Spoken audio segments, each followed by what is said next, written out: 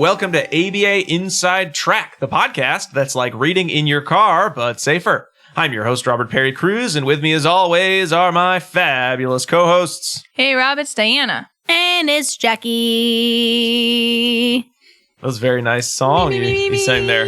Thank you. I'm also a composer. Just kidding. What? Send me one of your original compositions, please. Here it goes. Here's my original composition. That was good. Thank you. That's it? Wow.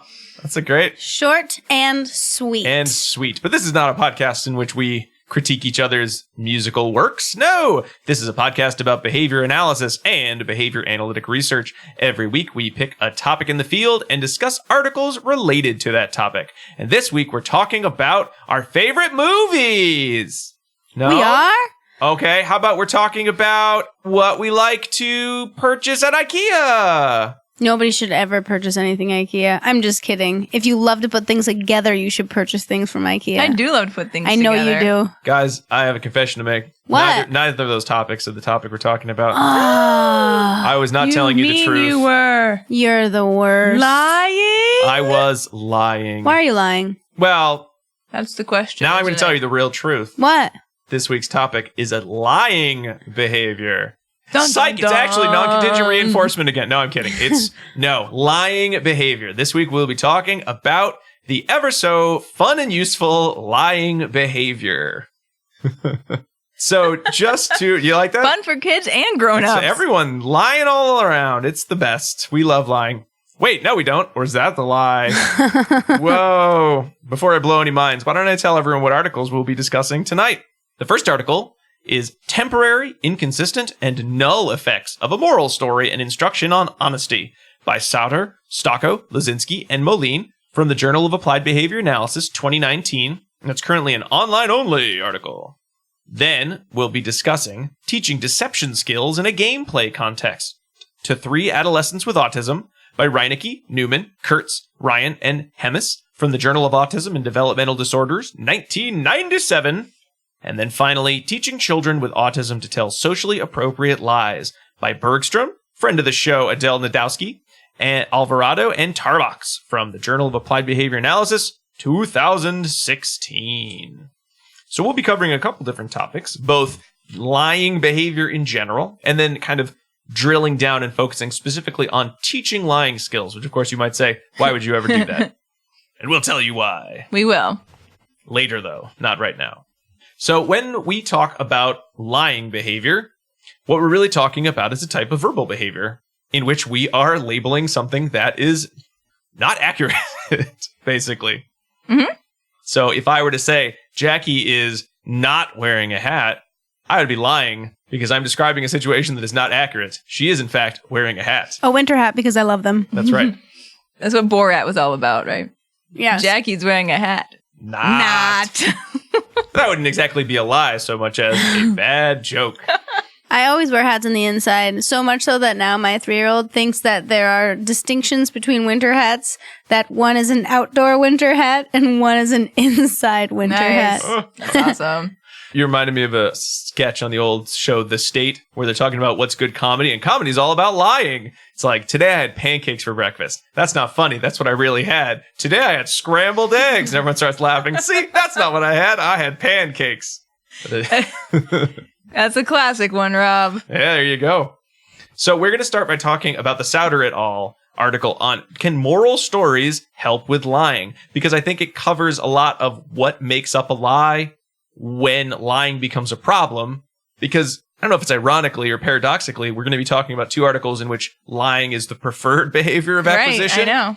And I think when we talk about lying, we're usually talking about it in the context of something that society does not like very much. So going back to a paper by Alwyn in 1989, lots of caregivers were asked, what do you think about qualities in children or traits in children? And caregivers found honesty to be a very desirable trait for children. That would make sense, right? Did you eat that crayon? No. Or yes. Yeah. Persistent lying, however, is like a common problem. That you ate? Oh, okay, there you go. So most children will start lying by as early as 4 years old, And as they grow, they get much better at telling lies. So any of you with young children will know when a child lies, it's usually a pretty terrible lie. They're reporting on something that is clearly visible. Sort of like our terrible jokes at the top or jokes in the shows. It's obvious that they're lying. Like there's tigers, like, oh, why don't you have socks on? Because the tigers in my room ate them. Yeah. Pretty sure that's not true. Not true. However, as children get older, they tend to get better at lying. The lies become more convincing. And a lot of times lies are presented as a way to usually dodge some sort of a aversive consequence. Most people remember when they've lied in their lives. It's when something bad happened or they did something they knew was going to be considered wrong. And so they lied about it. A lot of parenting books will suggest that parents need to use moral stories and these kind of, almost like verbal rules to talk about how lying is wrong and how we should always tell the truth. And there was a study back in 2014 by Lee and colleagues in which children were more likely to admit that they cheated on a game if prior to that they'd been read a story and given instruction about how honesty is important and you're praised for your honesty. And the story they used in that example was George Washington and the Cherry Tree. So if you're telling kids about how it's good to be honest and how, our leaders are honest, that will lead to a little bit improvement in honesty. Whereas if you just talk about how lying has punitive consequences, like, The Boy Who Cried Wolf, that didn't actually improve children's lying, which is weird because you would think a story like, and if you lie, something will kill you would be more effective than like, our founding fathers never lied. It's delayed. It's delayed. Both of them are. That's true. Very delayed. I think my parent is lying to me that a wolf will eat my sheep. Nuts to them. And that's why you always leave a note. And also moral stories that really had nothing to do with lying, like the tortoise and the hare, slow and steady wins the race, as you would expect, had nothing to do with improving honest behavior. There was some replication in that study in which children would kind of, tell on their peer if they had that instruction in the story about honesty, though it was kind of modest. And it only happened in this study after they'd been read the story. And of course, there were no consequences for telling the truth or for lying. However, there is some evidence pointing to moral stories being helpful in teaching an honesty skill, at least in the short term. Now, when we think about lying, we think about the development of lying behavior, you're usually talking about a situation in which parents are providing some sort of a consequence for their child's behavior. Now, you'd assume that the consequence would always be lying is punished and honesty is rewarded. However, it's not really clear if that is always the consequence. The fact that kids learn to lie, there's probably some amount of reinforcement for lying behavior. So are parents consistently providing the correct consequence for lying behavior? I worry about that a lot because what I think happens, at least in some situations, is the kids lie and get away with it part of the time. And then the parents catch on to the lie, but only sometimes. So it's then just reinforced on an intermittent schedule. Yeah. And the authors kind of come to that at the end of their research, that part of the problem might be that there is this inconsistent pattern of consequence for lying behavior, which leads to more lying behavior than honest behavior. Can we all remember a time that we told the truth and we expected to be rewarded for our efforts and instead we're punished much more than the kid who then lied and nothing happened? No. That never happened to you? I never told a lie. Oh, I know. I told the truth. I was the sucker who got punished for telling the truth about something, as opposed to the smart kids who were like, no, I didn't do that. Well, that's why as a parent, you're supposed to reward honesty. Yes. Right. So even if they tell you something atrocious, just be like, thank you so much for telling me. Right. I'm so glad you felt comfortable coming to me with that information. Now I'm going to go in my room and covertly scream. kill you later. Yeah. Just kidding. So looking at other research related to parent behavior, children will change the accuracy of their reporting by changing the reinforcement provided for whether they're lying or whether they're truth-telling, which again is not a surprise. The contingent accuracy of reporting being reinforced leads to more contingent accuracy of reporting, aka honesty, and vice versa. But I think most folks, in the field of parenting have kind of a sense that, well, if you tell the truth across multiple situations, there's probably some reinforcement of whatever kind of rule governed behavior related to you should always tell the truth. It doesn't matter what the consequence is. Now, if you go by that hypothesis, it makes sense that moral stories could be an effective means of improving honesty, because what's a moral story but just a rule in the guise of an interesting story. However, there's also the flip side of, well, what if the moral story doesn't have anything to do with the actual real life consequences that will occur for honesty or lying behavior? Does the contingency in play beat out the rule that comes from the moral story? You know, if I read you George Washington and the Cherry Tree, and then when I catch you being honest, I punish you, are you really going to be like, well, you know, George Washington always told the truth, so I'll suck it up? Or are you just going to say, you know what, next time I'll try the other strategy of lying? It depends, I guess, on how reinforcing you find George Washington. I don't know if that's quite the takeaway from the article, but hey. I heard that George Washington had wooden teeth. That's a lie. Stop lying. I don't think the cherry tree story is true either. No, none of those. That's not a true story. So your moral story has already got some flaws in it there. So the purpose of this study was to say, all right, let's directly test it. What if there's a moral story? What if we play around with the consequences of lying and honest behavior? Will we see a change in behavior that follows a pattern of rule-governed behavior around the moral story? Or will we see what typically happens when you play around with contingencies, which is increasing or decreasing that target behavior? So this study had 3 participants from the ages of 7 to 9. I kind of love how they found the participants here. Yeah. They went to a local school. The authors went to a local school and they talked to parents in the waiting room. I guess they sort of just ran after them. Creepy. Threw pamphlets at them. Gave them a questionnaire ranking qualities of a student. And they found the parents that ranked honesty high. And they could put their contact info. If they ranked honesty high, they got a follow-up call and talked about their child. The authors asked, is lying a problem? And that's how they got 2 of their students, both Taylor girls. and Greta. The third student, Terry, just got referred because she apparently lied a lot in the classroom. So in my article, this is where the age is as well. And so I wonder if this is the common age where you catch kids lying. Right? Yeah. You know, like, because they lie when they're older, but you may not catch them. But you still have enough control when they're 7 to 9 to at least uncover the lie more quickly. Yeah, the authors talked about how their participants, actually, maybe it might have been in your article that I'm thinking of this, but that idea of 7 to 9, the students have more complex verbal behavior. They are reliable reporters of this is good behavior, bad behavior, honest behavior, or, lying behavior. So there's no question of, do they really understand what's going on? Because, at that age, there is that comprehension, which is going to be important. The study took place in their classrooms at school, so it was outside of typical class activities. It was like free times or before school started. They do these little lying experiments.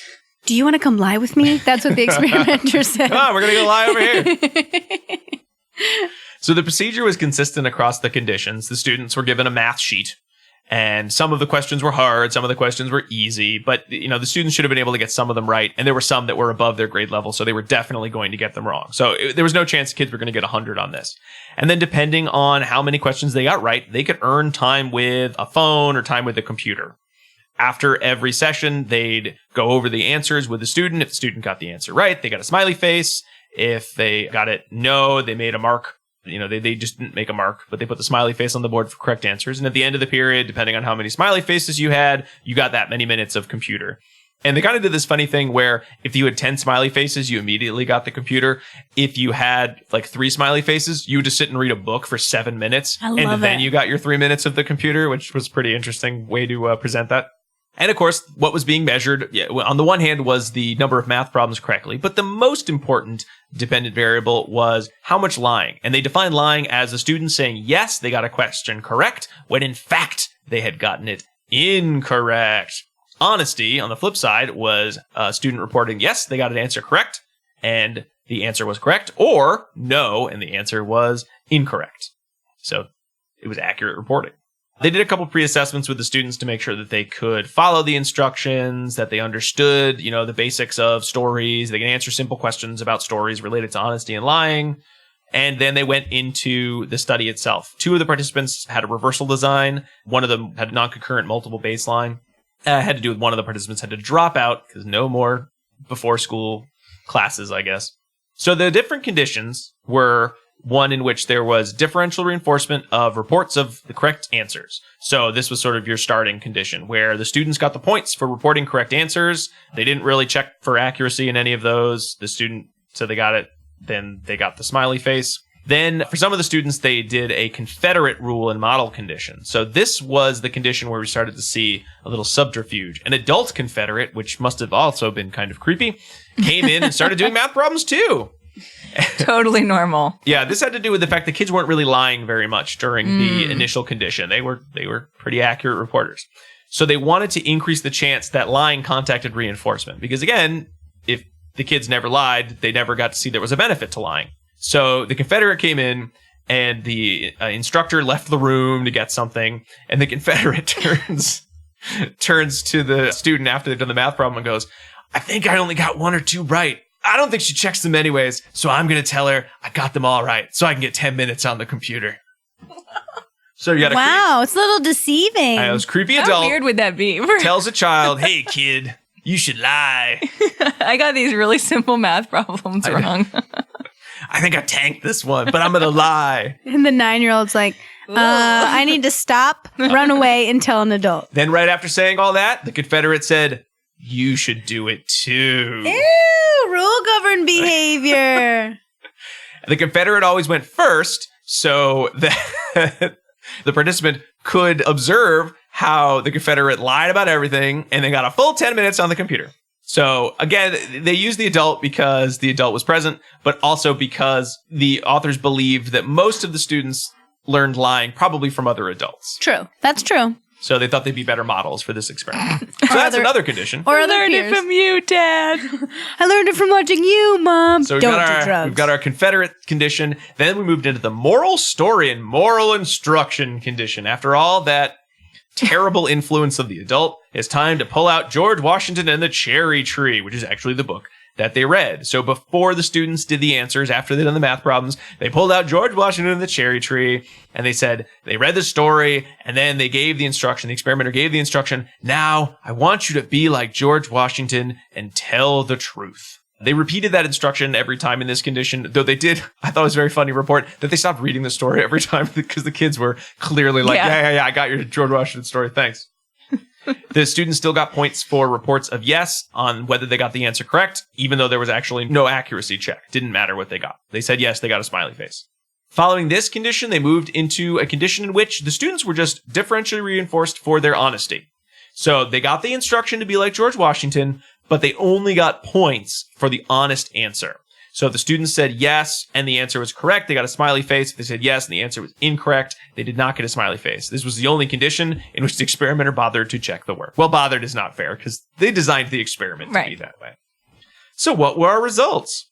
This is kind of a complex graph. One of the graphs had kind of their percentage of honest reports in a line graph. Then they also had another graph representing kind of the children's reports of their answers. So the top half had their honest answers, when they were all being honest, and the lying was in the bottom half of their graph. But it was cool. Yeah, it was nifty. It was probably more complicated than it needed to be, but hey, got a lot of fun graphs. So for Taylor and Terry, the students that they found by asking their parents, do they like honesty and do they have some problems with lying? Both of them were honest at first. So in the first condition, they were very honest about their answers. If they were right, they said yes. If they were wrong, they said no.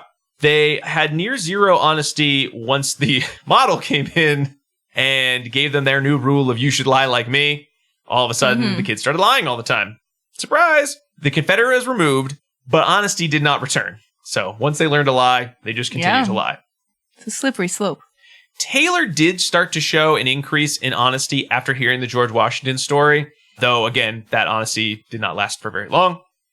Terry, again, also had a slight rise in honesty after hearing the story and being told to be like George Washington, but that also dropped. You finally saw a real increase in honesty, kind of back at to and above or at baseline levels when differential reinforcement of honesty was put into place. And that's where you saw your nice high stable levels of your accurate reporting. And you continue to see that throughout the kind of the reversal design of the experiment. Greta started with honesty and then just started lying without anyone telling her she should lie. I love that. She was like, this is dumb. Yeah. The story had absolutely no effect on her lying behavior. And then the program ended, so she never got to learn the value of honesty. So we don't know what Greta's up to these days, but we have to hope somebody put a DR honesty program in place for her. So what did we learn from this article? Well, lying behavior can definitely increase by access to a model who demonstrates the effectiveness of lying behavior in accessing some other reinforcer. I feel like this article should have been entitled The Dangers of Peer Pressure. Right. This is also, if you were going to be like really far-fetched, it's also a replication and extension of the Van Doren colleagues article in 1965. Where dolls? with the Bobo dolls, but they had a model aggress toward Bobo doll and a model that did not aggress toward Bobo doll, and the group that did not see the aggressions did not aggress, and the group that saw the adults beat up the Bobo doll or beat up, they also had a video. It was very creepy. It was like cowboys. It's super creepy. Yeah, it's like, you're a bad boy. That's what they say, and it's very creepy. That they aggress toward each other and use the same toys, but then when the experimenters asked all of them to engage in aggression for candy, for stickers and treats, and it wiped out the effects of the observation. Yeah. They don't always report that. I feel like the only time you hear Bandura is to talk about kids watching violence makes them violent. No. Yeah. Aggression for treats. Oh, and it was reinforcement and punishment. Yeah. That's what it was. Yeah. On aggression. Yep. Yeah. I don't know if I added that the reinforcement part in, but now I did. Yeah. Great. Thank you. So, learning from others definitely can increase lying behavior. Moral stories didn't really show any replicative defects in this study. There was a little bit of increase in honesty, but not enough. And certainly, if you want to get a tiny bit of increase in honesty and you have to read a story every time, I would say that's not a very useful treatment overall. Certainly, there are a lot of, areas still to explore. What was the personal history of some of these students for kind of instruction following? Did they have more history following instructions from other adults than from stories? Could that affect, the effectiveness there? Possibly. That certainly could be the case. So when it comes down to it, what seems to be most important in improving honesty is having some sort of a contingency of reinforcement, which, surprise, surprise, right? But I think that's important to note because there are a lot of parenting books that sort of talk about honesty like it's some sort of it's an intrinsic, it should be intrinsically motivated. We should want to tell the truth. And I mean, anyone who studies behavior will tell you if that's all you have, it's just the knowledge that you're superior to people. That's not necessarily going to result in an improvement in honest behavior. I would have liked to have gotten information from the participants all along the way saying, what do you think the experimenters want you to do right now? Mm-hmm. Because depending on the condition, I think that their response might vary, and I wonder if there was an overall controlling nature with regard to what is expected of me at this time. Hmm. They did bring up some things that the students would say or talk about, but I don't remember anything specific to whether they had that sense of there's a plan for me or I'm supposed to be responding in a certain way. I don't know. I mean, Greta's behavior did not seem to be sensitive to the contingencies. No way. Yeah. Greta lied. But we also don't know what's going on with Greta's real life. We do not. So she probably, in all likelihood, received a pretty high amount of reinforcement for lying, maybe by avoiding something aversive event, or for saying that she's done something and receiving high praise for doing it, even though she didn't do it. We don't know that. Mm-hmm. Yeah. I mean, certainly there are a lot of questions still remaining. So one of the recommendations they kind of give for parents if they're interested in improving honest behavior in their children would be to sort of make the decision of, like you were saying, Dinah, do I care more about improving my child's honesty or do I care more about punishing them for transgressions? Which is most important? And probably a little rule of thumb might be if it's something small, so if they're telling the truth about something that drives you nuts, but it's not a big deal, probably spend the time to tell them, thank you so much for telling me the truth. Whereas if it's something very serious, they broke someone's arm, don't ask them who did this or what went on. If you know what happened, just get to your punishment right away. If you're going to get to the ER right away. Get to it. Yeah, make sure there's safety. But it's like in Aladdin, where you're like, is it okay that Aladdin stole this bread because he was starving? Or Newsies, actually. Mm-hmm. That exact line is in Newsies as well. I'm not going to do my Christian Bale New York accent. I love it so much. Do it.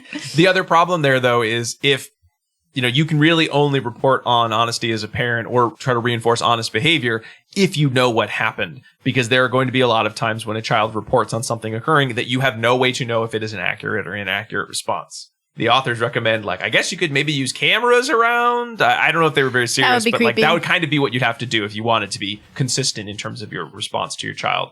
They also had some thoughts on a proactive intervention that sounded a lot like a PLS. Could classrooms practice honest behavior? You really just kind of do the same thing you do with any other PLS skill of talk about it's important to tell the truth. When I tell the truth, people want to be my best friend. Here's what telling the truth looks like. Oh no, I knocked that over. Teacher, I knocked over the water. Great job. You told the truth. and then sort of baiting the environment with things that kids could do wrong, and then asking them, like, who did this? And then if they told the truth, like, thank you so much for doing that. You certainly also probably could look at, is there a difference in consequences for honesty about things that are, quote unquote, bad behavior? So if I'm honest about the fact that, no, I didn't do my homework before I, started going out with my friends, I appreciate your honesty, rather than my, smashing your TV, I'll just ground you for a week. If you have a lessened aversive consequence Seems harsh. for telling the truth, that's in every parenting book, smashing TVs, right? No, I just made that up on top of my head. Sorry. But if you change that consequence for honesty, but still have that aversive consequence, would you still see a maintenance of honest behavior? That would be the question. I think that might have a lot to do with the dosage too, of like how aversive is the consequence versus, versus just lying and maybe avoiding the whole thing, the whole shebang from your parents. So there's still a lot of work to be done in terms of like, what is the best practice of lying? But just reading kids' stories and telling them it's important to tell the truth probably is not going to be sufficient for the vast majority of students out there. We don't know. We only had 3 students who the parents said, yeah, they do lie quite a bit.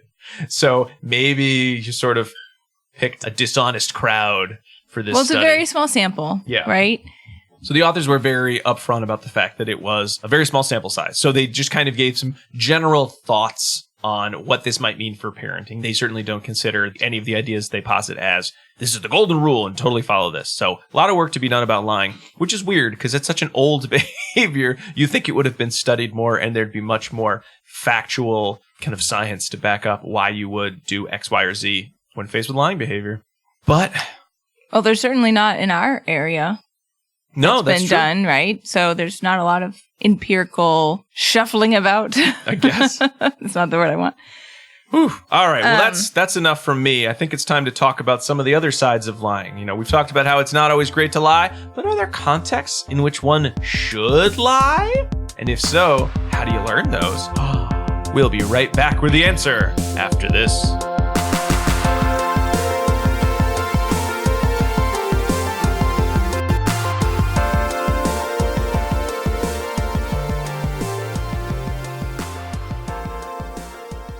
Do you want to be a BCBA? Sure, we all do.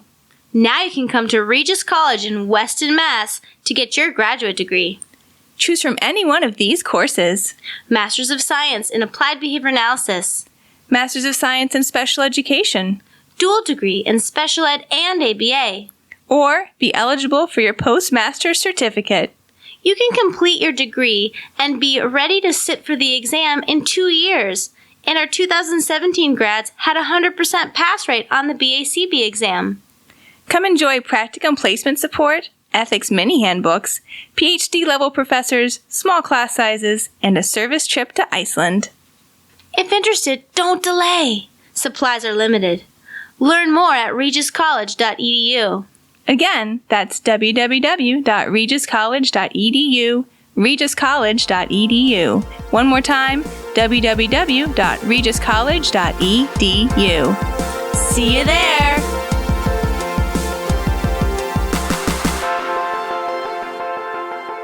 And we are back talking about lying behavior. Now, I'm going to tell you the truth about this next part. If you're new to listening to the podcast, or if it's been a while since you've listened, ABA Inside Track is ACE approved. That's as true today as it was since episode 1. If you listen to this episode, you are eligible to apply for 1 learning credit. That's the new name, right? Learning credits? Yeah. Okay, good. I called it the right thing. All you need to do is listen to this episode and then go to the website, abainsidetrack.com/get-CEUs, and fill out the form with the 2 secret code words. I'm going to give you the first one right now, and it is BLUFF. BLUFF. It's one of the reasons in The Princess Bride that Wesley wants to come back to life. To bluff. No, it's true love. But the code word is BLUFF. Marriage. True bluff. Bluff. All right, let's move into our articles on teaching lying behavior. What? Teaching lying behavior? Dinah, why don't you start us off with your article all about deception. I will do that, Rob. But before I do that, I just want to tell a quick anecdote, if that's okay. There's no time for that. So, I'm lying. There is time for that. So 2 of our children, and I'm not going to say which 2, are involved in this story. We thought for quite a while that one of our children was lying about whether he brushed his teeth. Mm-hmm. And we kept saying, have you brushed your teeth? And he kept saying, yes, I've brushed my teeth. And then I would go in the bathroom and I would touch his toothbrush and say, you didn't brush your teeth. Your toothbrush is dry. Go brush your teeth. And then he would act like he did it. And then I'd go in again and say, it's still dry. You didn't brush your teeth. This went on for a really long time. And I honestly didn't think he was brushing his teeth. And come to find out very recently, we were all in the bathroom at the same time. And I said, this toothbrush looks like no one has brushed their teeth with it for a very long time. Son, what color do you think your toothbrush is? And he said, blue. And then the other kid came in there and said, no, blue's my toothbrush. They had both been using the same toothbrush and no one was using the green toothbrush.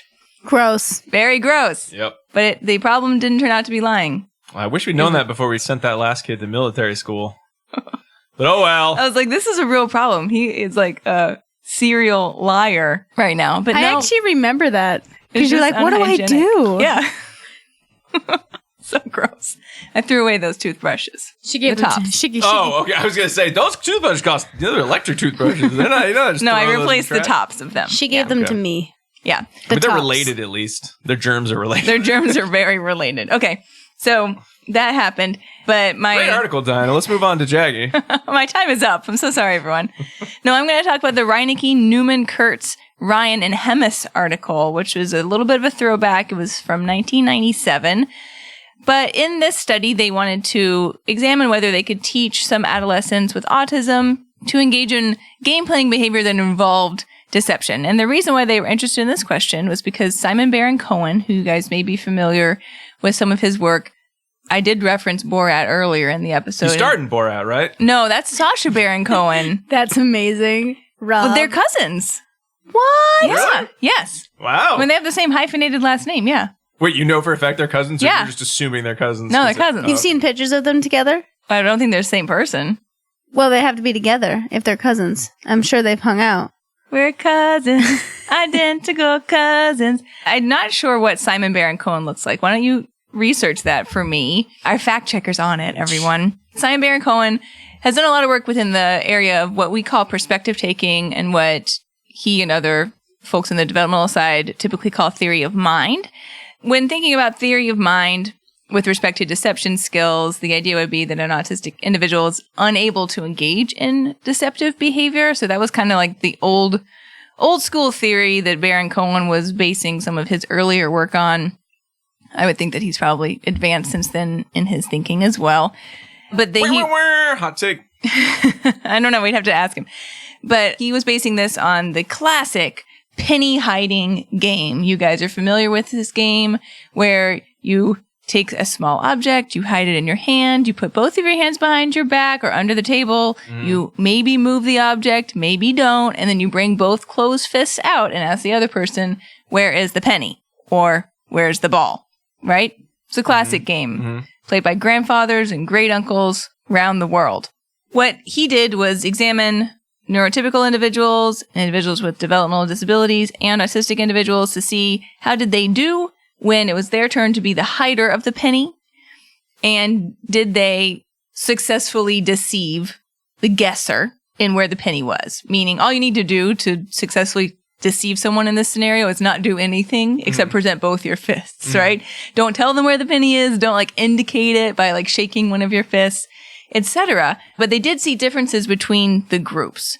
So individuals who had developmental disabilities and individuals who did not and also didn't have an autism diagnosis performed much more, I guess we should say, deceptively than the group that did have the autism diagnosis. So he saw a difference here, and he's, concluded from that this group needed to learn how to be deceptive. It didn't come sort of quote unquote naturally to them. So this does fit in with sort of the overall class of perspective taking responses that we've talked about here and there within this podcast, but never dedicated a full episode to. Just maybe something to keep in mind moving forward. But the sort of class of responses that fall underneath perspective taking would be those in which one needs to have an understanding or be able to tact what someone else is likely thinking, feeling, or perceiving, like visually perceiving at that particular moment in time, and recognizing that that's different from what they themselves see, think, or perceive at that moment in time, right? And then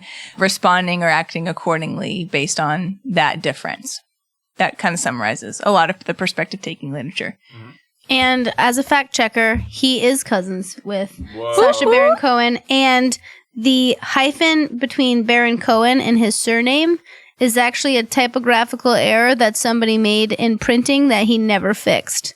So it actually isn't hyphenated, just like Sacha Baron Cohen's last name is not hyphenated, but he just never fixed it. I didn't realize that Me neither. only one had the hyphen. Yeah, so there you go.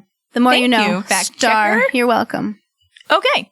So the authors of this study sort of recognized that, okay, maybe deception is an area that falls underneath perspective taking, and it's something that we would want to address within the population. So we want to see, can we teach a game that involves deception to adolescents with autism? In the study, there were 3 participants. All were diagnosed with autism and had moderate to severe developmental disabilities. There was Emily, who was 12. There was Walt, who was 14. Both of them had limited spontaneous speech and limited vocabulary. And then there was Elliot, who was 9. He had no verbal vocal communication and used limited sign. Additionally, all 3 of them had really limited play skills. And I think that that's important to note. So this would be a skill that ideally would be socially significant in that it's relatively simple to learn and play. You don't need a lot of materials for it. But if it was something that they could learn how to be both the guesser and the hider role, then it might be something fun for them to do with their grandpa or with their great uncle at, family gatherings. So moving forward, they used the language of the participant is now the student. There were 2 experimenter people involved. There was an experimenter helper who was kind of on the side of the student in this scenario, right? And they are referred to as the partner of the student. And then there's the experimenter opponent, the person who's across from them and who's either doing the guessing or the hiding, right? And they're referred to as the experimenter. So basically, there's one person who's going to model or prompt with the student, and then the other person is playing the game with the student. So there was a multiple baseline design across participants for the most part. We can explain that more later. And they started things off by doing a pretest just to make sure they understood the basic instructions so that they could then participate in the game. So they made sure that they could follow the instructions of pick it up, give it to me, and make a fist. They practiced those using prompting and reinforcement until they were occurring independently. And then from there, they taught this game in 2 conditions. The first condition was where they taught the participant if needed to play the part of the guesser. So the experimenter held out their 2 hands and taught the participant to pick from one of those 2 hands. And then I'll explain that in a second. And then they taught them condition 2. And this was where the participant took the part of the hider. And when they defined basically the task analysis of what it meant to be the part of the hider, they used Baron-Cohen's definition that he had established previously with what he was calling deception. So that's where we get the term deception in this article. So there were really 5 components to this. The first was object occlusion, which means hiding an object in your fist.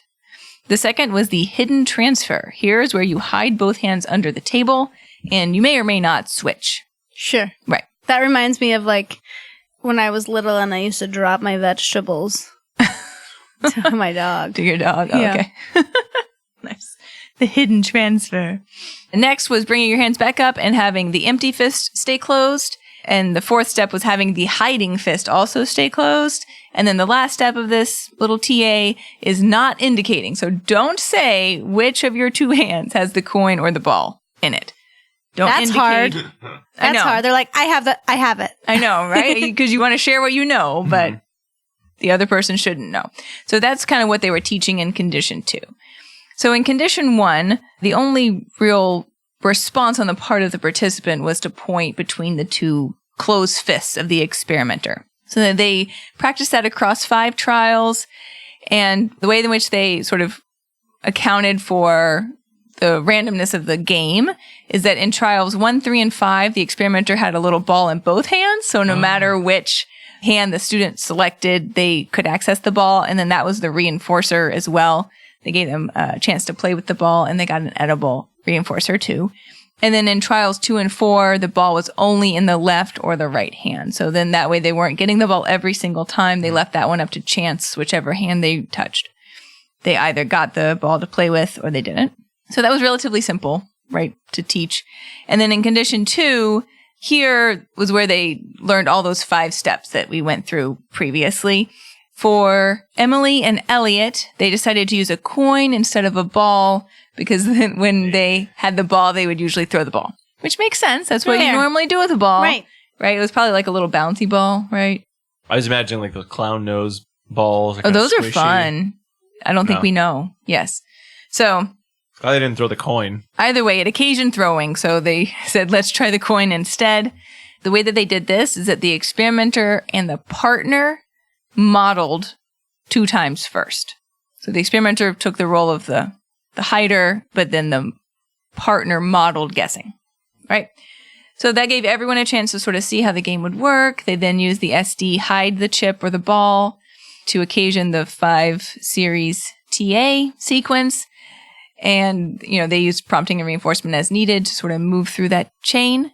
The experimenter then attempted to guess the right hand about 50% of the time. They don't give any more detail on how they did so, right? Attempted. My playing the game is an attempt to win 50% of the time to some extent. I'm attempting to win 100% of the time. That's true. But probability-wise, you play that game long enough, you win 50% of the time. Yeah, that's true. Unless they maybe weren't particularly adept at hiding, right? If it was that clown nose kind of ball, then it could have been like sticking out a little bit, like between your thumb. They're trying to take advantage of the children learning this new game by, I clearly know which one it is, but I'm going to be magnanimous in my only attempting for 50% winning. Right. Well, they did that because if the experimenter guessed right, they got the ball, right? So they didn't want the experimenter to guess right every single time. Because I understand the concept of the experiment. Let me explain fairness to you, Rob. What I would love is if the experimenter went rogue and was like, no, I know where it is. And I never like, lose. Right. It's right. See, when I play this game, because I have played this game quite a lot, you don't fully clench your hands shut if it has a big thing in it, because you should hold, kind of cup both your hands. No one can see what I'm demonstrating, but we should just do a whole episode on how to win the which hand has a thing in it game. So many strategies I didn't know. It's like the meta game, you got to get in their mind, where would they put that? Where would they put the chip or the coin? Where would they put that? What are the telltale signs? What's you your already know how to win rock, paper, scissors, right? I think you have a whole book on it. Me? Yeah. No. It's strategy. Oh, I watched an interview with the rock, paper, scissors champion on Conan O'Brien once, and he was a real jerk. Really? Yeah, he was so pretentious. It's like, dude, great job winning the rock, paper, scissors championship. You're the joke guest. What do you lead with? Is there one you should always do first? People always do scissors first, I think. So you should do rock. It was different strategies, depending on what you threw in what order. They had names for things. Just no, thank you. It's not your niche. You're taking the fun out of rock, paper, scissors if you have some sort of high-level strategy for it, I think. But anyway. All right. So the other thing I should know for you guys is that they did a baseline condition first and then a training condition. I failed to mention that basic part of experimental design. But no big. I know, I'm so sorry. But in both baseline and training, they gave social praise. Okay. In the baseline, they provided edible reinforcement non-contingently. But then in the training condition, they only provided the edible reinforcement for correct hiding in condition 2. Just further explain what was really happening here. All right. So what happened in this study was kind of interesting in that they planned for everyone to move from condition 1 to condition 2, baseline training. However, only Emily actually required training in condition 2. Both Elliot and Walt began to demonstrate the deceptive behavior needed in condition 2 during baseline. Yep, I know. So, initially they did not do it, but then as they were learning condition 1, they started to do the other components of condition 2 in the baseline. So the kind of thing to keep in mind here, there were 2 potential compounds that we could attribute this to, I guess. One being that they did get a lot of social reinforcement in baseline if they were doing this correctly. So if Walt and Elliot were sensitive to that type of social reinforcement, that could have produced the deceptive learning on its own. And then second, they got that model 2 times every session during baseline as well. So that as well could have produced imitative behavior on their part, and that's how they learned the deceptive skill. So they didn't need the additional prompting and direct reinforcement to learn that skill. It's possible that they learned it in other ways, which is great for them because, again, now they can play this game. But for the overall experimental control of the study, we didn't get as much information as maybe we would have wanted to. They did give us a little bit more of a breakdown. So when you looked at the figures, they had one graph in which they were looking to see did all 5 components of this deceptive behavior occur, and then another graph where it broke it down to look at how many of the components occurred. And with that, you could see that they did not demonstrate all of the components right away, right? So it took some time in order to sort of build in some of those additional components as well. So it wasn't as though they just magically started to see this behavior occur. Likely there were some additional reinforcement and modeling effects happening. Yeah. All right. That's about it for me. It's a nice, simple experiment. It was. It is. And it's interesting because they're calling it deceptive behavior, and you're like, ooh, deceptive behavior. Oh my goodness, right? But then when you read it, you're like, well, all they actually were doing is just having them not indicate, right? Like that was the only component of this that was like quote unquote deceptive. Sure. Yeah. Was this really just teaching a game? Right. Teaching a game. And what I would have liked to know from the study, which we didn't get information on, I guess because it would be subjective, is were they kind of like in on the joke? Right. Right? Or were they just learning? Yeah. Because this game is meant to be an anticipatory game. Like, oh, is the person going to guess the hand that I have it in? And typically there's like a lot of excitement and glee when you open it up and either they guessed right or guessed wrong. And what we don't know is whether that was present for them or missing for them. Could explain the effectiveness of the modeling. Like I enjoy that response, the look on the person's face. So I'm going to try to engage in the same responses to see if I can get the same social situation at the end of it. That could have been. I mean, I think I am glad that they kept the social praise in throughout because that allowed the opportunity for the naturally occurring reinforcer to be present. Although I think it did potentially sort of undermine their experimental control if that is what happened. But that's the piece that I wanted to know because then the quote unquote deception has a purpose, right? It has a function. Like that's the reason in this game to lie is so that everyone's having a good time in the guessing. Right. Yeah. And if that's not present, then their behavior is just sort of rotely learned, right? Versus actually having the intended function for deception, right? The lie of omission, And that is kind of the premise of my article, actually, in that everyone has told a socially appropriate lie at one time or another. Not me, I'm blunt all the time. So my article is looking at teaching children with autism to tell socially appropriate lies. And the authors talk about socially appropriate lies as lying when trying to keep a secret. Like, oh, we're not having your surprise birthday party here tonight. Or playing a game like you talked about, telling jokes. And some other examples that they give that we've all talked about and seen is, oh, do I look good in this dress? Right? And I love that one. You look great. You look great. And so here, it's really not about what you say, but it's about the context in which you say it, right? Really, when you're thinking about lying, socially appropriate lying, you're looking at 3 things. You're looking and assessing the context in which the lie would be told in. You're thinking about the emotional context in the face of the truth, and then assessing the consequences for lying or telling the truth. Right? So it's looking at all the complex environmental variables that will contribute to you lying or telling the truth. You should never lie, except when the following situations occur, in which case you usually should lie, but not always.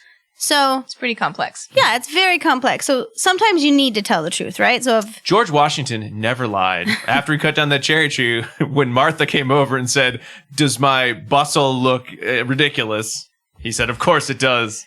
She said, "Are you brushing those wooden teeth?" He said, "I am never brushing these wooden teeth." He doesn't need to. He just needs to varnish them or stain them. But yeah, so sometimes you need to tell the truth, right? Should I go to work on time? Yes. The answer should be yes. Should I wear my underwear over my pants to a job interview? The answer probably should be no, right? If you ask someone, does this look good? You would like them to tell you. Honestly. Yeah. No, you should wear your underpants under your pants. Because that's what they're called, underpants. You just figured that out? Yes. I just figured that out. They go under your I pants. love that. Oh. I'm crying. Oh, don't judge me, dear audience, for not realizing that until right now. Okay. I can get it together. I'm doing it. So. Do you know why they call them underwear? Why? Because they're under what you're wearing. Oh, I never thought about that. Oh, wow, I'm blowing minds here. See, this would be a socially appropriate time to lie to our audience to demonstrate our professionalism. But yes, these common things are known to me. Oh, goodness. I did not know either of those things. Well, your honesty is appreciated, Jagger. Wow. So, when to lie is very complex, right? And it deals with socially complex contexts. That's something that might be challenging for persons that have never lied before, right? Or cannot discriminate the cues when lying would be appropriate or not. So, previous research has suggested that reinforcement and behavioral skills training may be helpful to teach complex social skills. So, maybe this is one of those complex social skills that we can use reinforcement and behavioral skills training to teach. So the current study evaluated whether BST, which consisted of rules, role play, and feedback, could be used to teach children with ASD to use socially appropriate lies when given two things. So I like that they specified it, right? Mm-hmm. So it's not just broadly socially appropriate lies. It's when receiving an undesired gift, because you know we all have been there. Yeah. And when someone's appearance changed in a way that they don't like. Mm. Right? I love that because those are two that you're probably going to come across and you're probably going to hurt someone's feelings. Mm-hmm. Right? So they had 3 participants diagnosed with autism in the study. They were between the ages of 5 and 9. So it was peak lying years. 5, 7, and 9. So peak lying years, I guess. All of them received APA services for a variety of hours each week. They all displayed rule-governed behavior and could learn via role play. So I think that's important to kind of keep in mind as you look at the data and think about the procedures on whether this would be helpful for a student that you work with. Mm-hmm. And so these students were chosen based on parent indication that they made blatant, honest statements that may not be called for. So one of the examples was one of the boy participants saw another boy wearing a pink shirt, and he said, "That's stupid. You can't wear this pink shirt because you're not a girl." Right. So like that. Or if someone did their hair differently or wore glasses, "That looks stupid. Why are you doing that?" Right? Which may hurt your feelings if you're like trying to like cool, doing a change. So baseline sessions lasted less than a minute. I love that. Love that. Baseline and generalization sessions lasted less than a minute, and treatment sessions lasted 5 to 10 minutes. So not very long at all. And so what they measured is if the individual could tell an appropriate lie, indicating approval of the undesirable gift or the change in the appearance with a sincere tone, which they had like an up. It's like going to be higher than normal. Wow, thank you so much. Right. Good job, Diana. And smiling. So that was awarded 3 points. I love your hair. Smiling. She did so good. She actually does love my hair under my hat.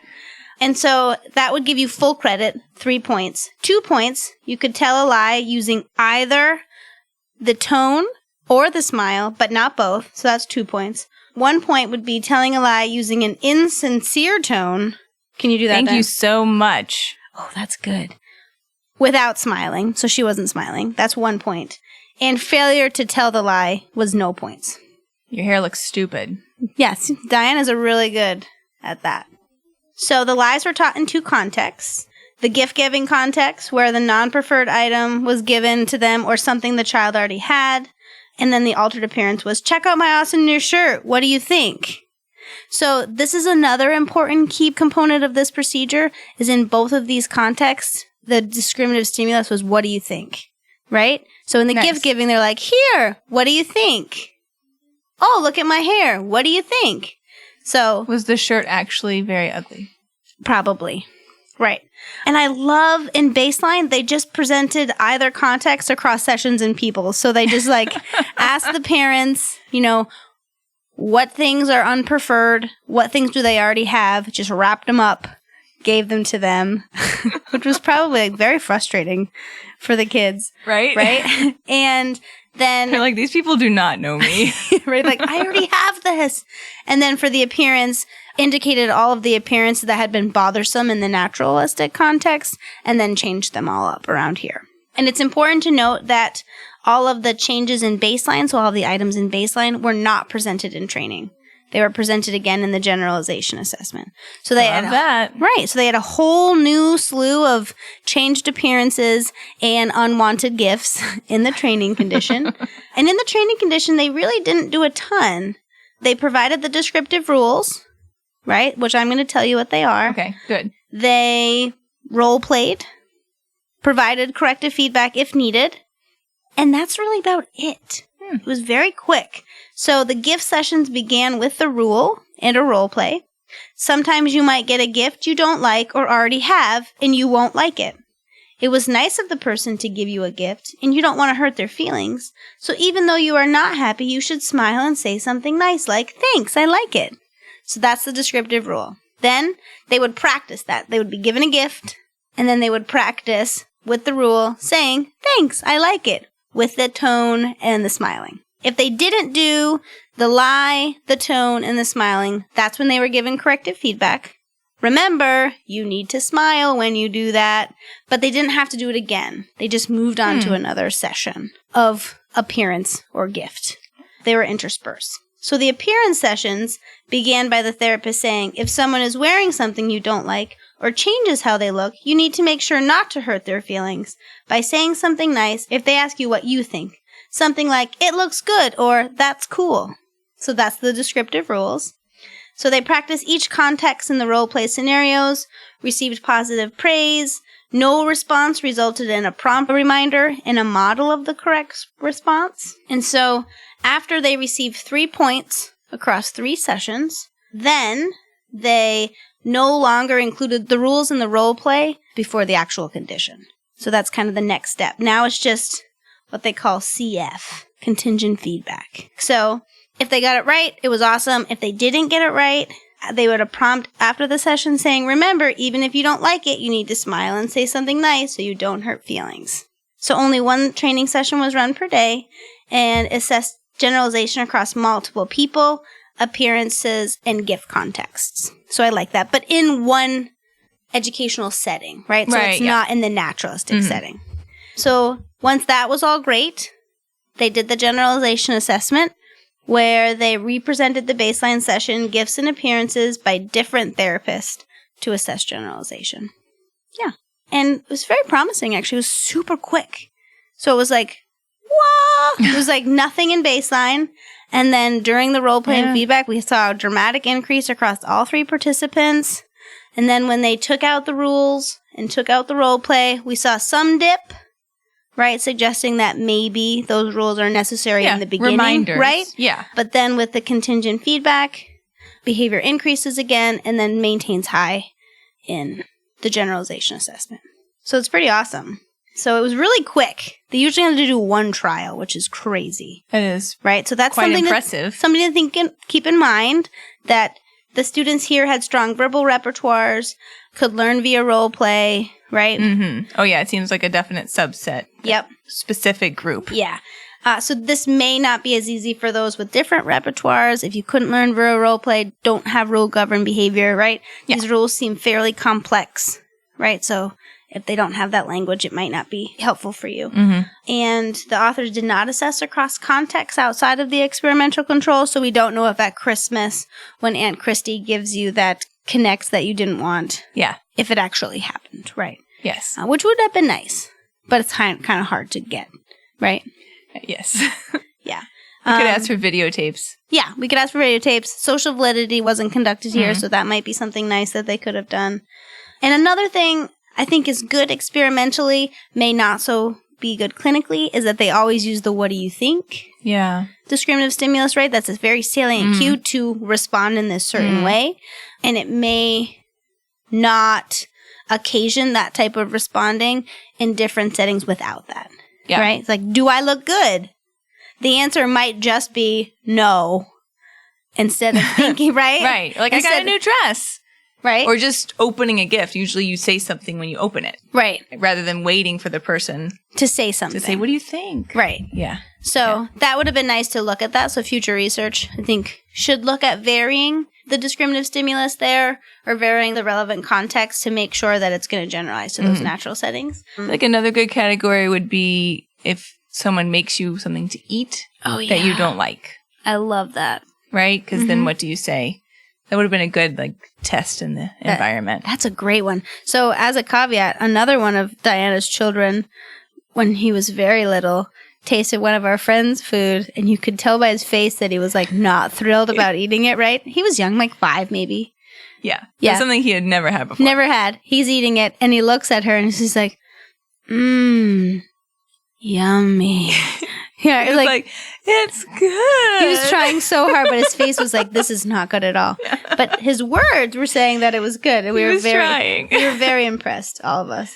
And I love the discussion across all 3 of these articles about the theory of mind and how this is not something that's unattainable for us as behavior analysts, right? That it's something that we can teach in their skills. I think sometimes people forget that. And particularly in the context of your study, this is a really socially valid skill to teach. Right.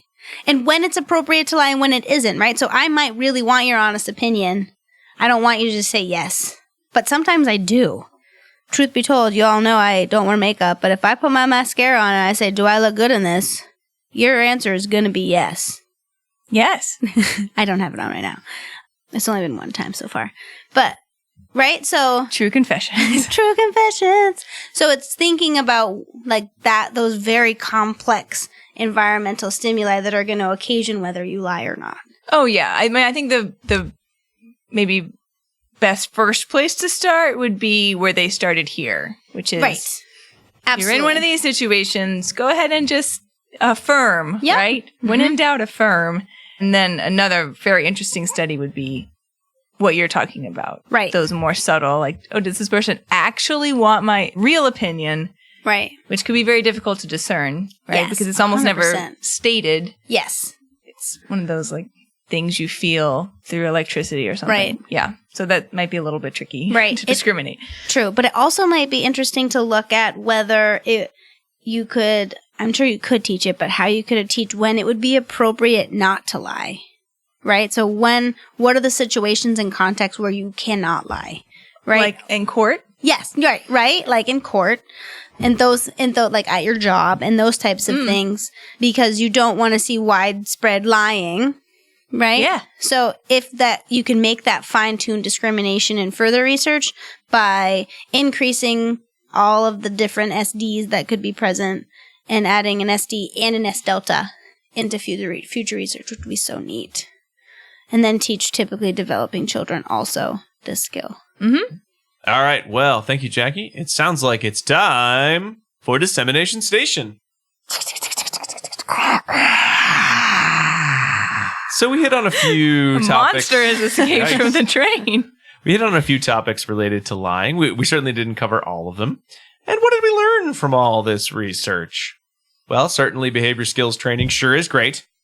And we have a better sense of what are the contingencies that are probably going to be important for improving honest behavior, though it's not an exhaustive list of relevant variables.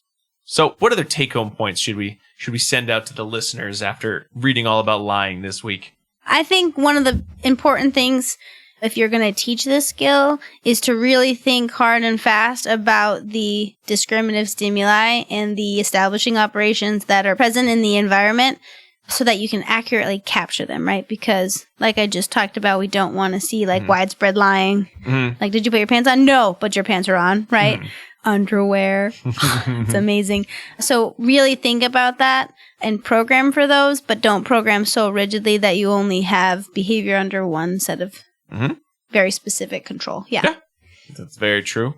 I think as we've talked about time and time again, just telling someone a story is not usually going to result in the effective change that one would like to see. Just like any other skill, your history reinforcement for whether it's the rule-governed behavior, whether it's reinforcement for engaging in honest behavior, even with models that are lying, is probably going to be the key component to whether or not an individual engages in more or less lying behavior.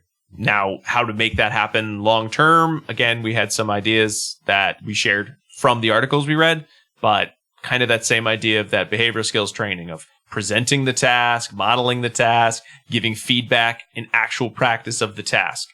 It's not just for teaching people to love their, crummy, their crummy gifts. Lots of ways that we could teach appropriate times for lying and honesty. Or, hey, maybe someone wants to put them all together and make here's how to be honest. And then we teach the exceptions to the rule, which, is often kind of a preferred tactic for teaching complex social skills. Dana, how about you? Anything we left out, you think?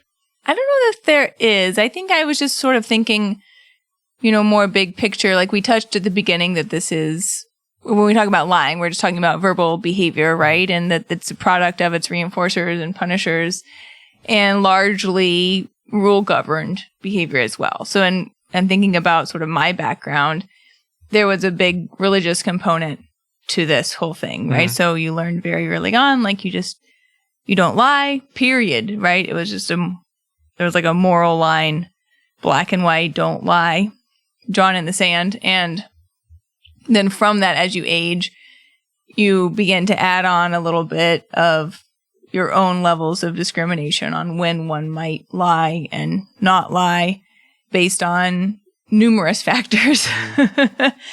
But in that regard, that sort of religious background is just more rule-governed behavior. But it was very heavily influenced in the culture that I grew up in. Well, that's all. So more work out there for lying behavior. I think that'd be kind of an interesting area to study more of. You get to make up. I think all these articles both were kind of interesting designs, but also seemed like they were kind of fun to set up and think through. How does one teach honesty? How does one teach lying? It does seem really interesting, and there's not a ton of work done in this area, so that might be something that other folks are interested in.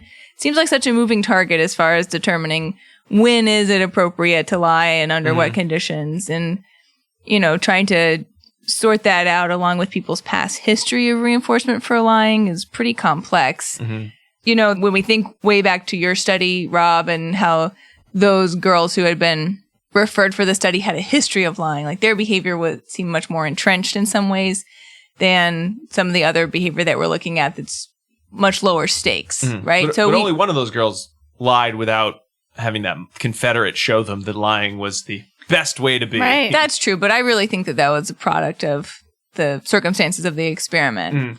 But we don't know what had been going on for them, and it may have been that the circumstances of their lives were such that lying had been reinforced for a variety of reasons in the past. And I don't think that, even though I just talked about religion, I don't think we should be putting a morality statement on this at all. It's not that you're a good or bad person with a little girl if you lie or don't lie. It's just a product of your history, just like anything else. In your verbal community. Yes, exactly. I always think of any sort of those like crime or scandal movies or TV shows where like someone keeps lying and lying and lying. I always find this very stressful. He's like, if they would just tell the truth, this whole thing would be over. But oh well. Unless you're that lady from Knives Out who throws up when she lies, most people can probably contact their reinforcement for lying pretty easily in the average day. In case you haven't seen Knives Out, that is not a giant spoiler. They tell you that. Right in the beginning. Right in the beginning. Well, I know when we start talking about movies, it's probably time to start winding down the episode. So I want to make sure everyone out there before we go gets our second secret code word. It is noir. Noir. If you spell it Noire, like the super fancy way to spell noir, then we will also give you credit. Noir. Like we're so nice. Yeah, no. That kind of the genre. That kind of has to do with lying. It's like secrets and mysteries. And Knives Out. No, not really. That's not a noir. No, you're right. It's not. LA Confidential. Yes. But that's not the secret code word. No, it's noir.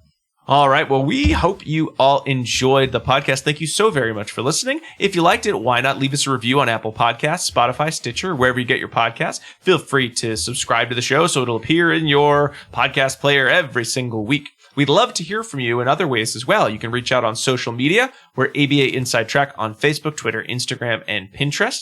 We also can be reached through email at abainsidetrack@gmail.com. You can find all these episodes also posted on our YouTube page where they come with the YouTube subtitling features. And of course, you can go to the website to get links to where the articles are at abainsidetrack.com. We want to say big thanks to Jim Carr for our intro and outro songs, to Kyle Sturrier for our interstitials, and thanks to our editor, Daniel Tabbitt at Liquid Studios Podcast Editing.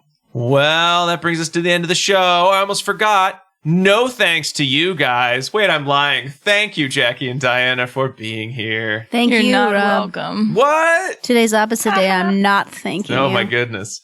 Well, we'll be back next week with another truthful episode. But until then, keep responding. Bye. Bye.